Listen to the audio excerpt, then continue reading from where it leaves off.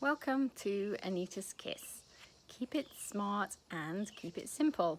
I'm sure you've heard the KISS synonym before, and I love this one. And usually it says, I think, keep it simple, stupid, i.e. keep it as basic as possible. But I didn't really want to use this word stupid, and smart is really important in many ways now. Smart in the way we work.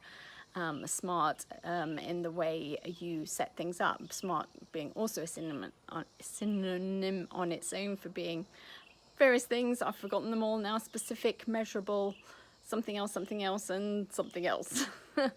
Anyhow, I will put that in at some point and research the exact words again.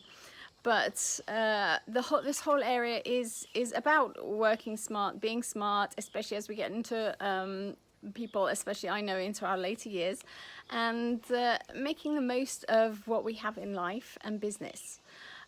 So I hope you enjoy the things I have to share with you. I at last kind of realised that I do have some valuable things. You know, I've been around a little bit. I've lived in all parts of the world.